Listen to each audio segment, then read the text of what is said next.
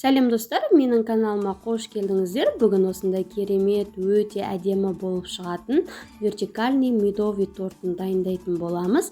Видеоны соңына дейін қарауға кеңес беремін, өйткені жасалу жолы ерекше, сондықтан сіздер де жасап көріңіздер. Менің каналыма тіркелуді ұмытпаңыздар, әлі де көп рецепттер болады.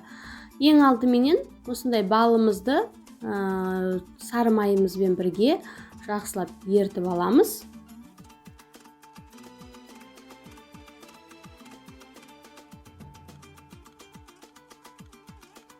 Сары майымыз бен балымыз жақсы еріді. Енді үстіне 1 шай қасық ас содамызды салып, жақсылап араластырамыз.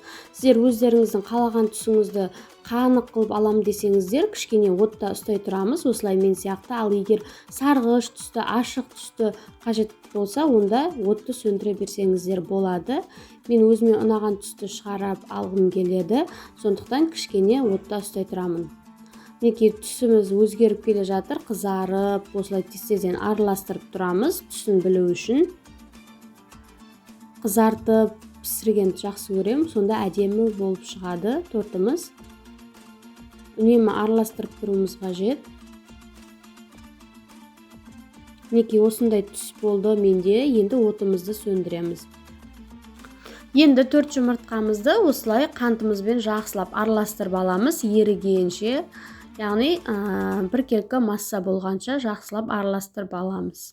Содан соң жаңағы суыған балымызбенен сары майымызды осының үстіне бөліп құятын боламыз. Жақсылап араластырамыз, қанты ерігенше, 1-2 кесеге үлкейгенше осылай тез-тезден араластыратын боламыз.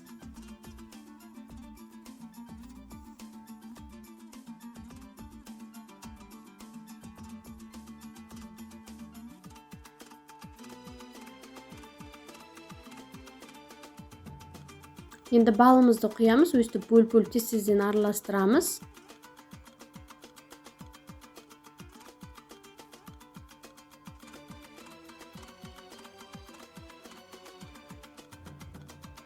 Араластырып болдым. Енді ұнымызды електен өткізіп аламыз, міндетті түрде.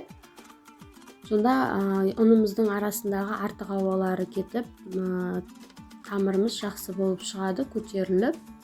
Араластырып болдым ұнымды бөліп, осындай табамызға 4 бұрышты қалыпқа пісіріп аламыз, осылай бөліп. Мен 3 бөлікке бөліп алдым қамырымды. Алдын ала пешімді қыздырып қойдым 180 градусқа. 10 минутта пісіп шығады, тез пісіп шығады, сондықтан қарап тұрыңыздар. Екінші қамырымызды дайындап аламыз. Осылай тез-тезден пісіріп алатын боламыз.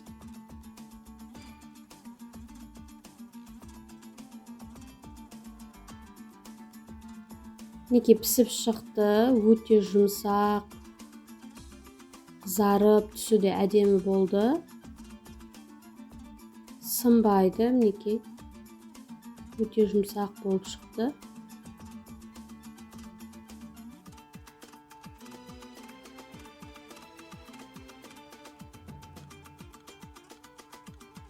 Осылай шетіндегі керек емес жерлерін тегістеп, өстіп кесіп аламыз қамырларымыздың. Енді кремін дайындап алатын боламыз.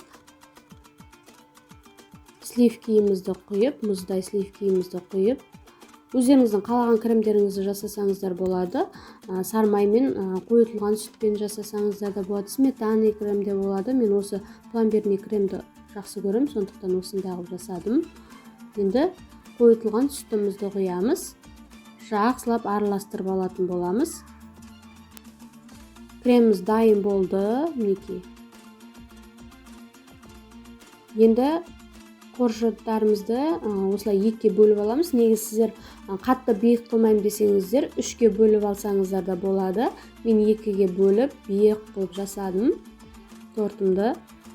Осыны 3-ке бөліп жасасаңыздар да болады. Мінекей өстіп бөліп аламыз.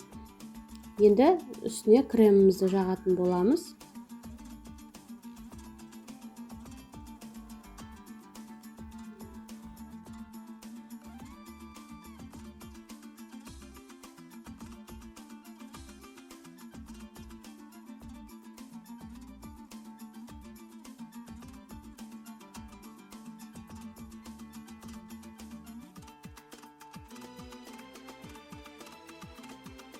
кремімді жағып болдым. Енді тортымызды жинайтын боламыз.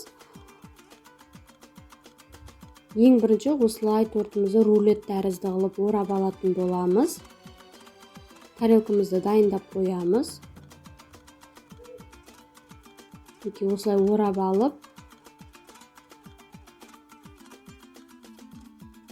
осылай қоятын боламыз. Енді қамырымыздың біткен жерінен келесісін жалғап орайтын боламыз.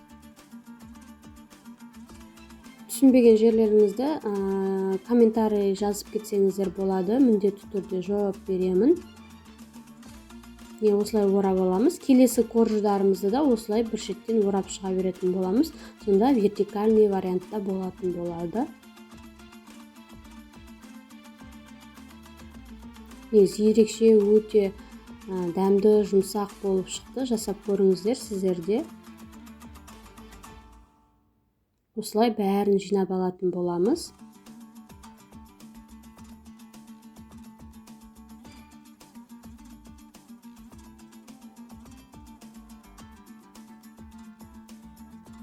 Енді мынандай крошка дайындап алдым. Осылай шетіне әсемдеп жағып шығатын боламын. Өздеріңіздің қалауларыңызша безендірсеңіздер болады, жеміс жидектермен де.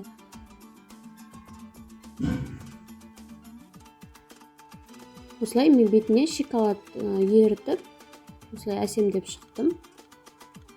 Өздеріңіздің қалауларыңызша жасасаңыздар болады. Менің видеоларым ұнап жатса, менің каналыма тіркелуді ұмытпаңыздар. Әлі де көп рецепттер болады, қолжетімді. Сондықтан каналға тіркеліп кетіңіздер.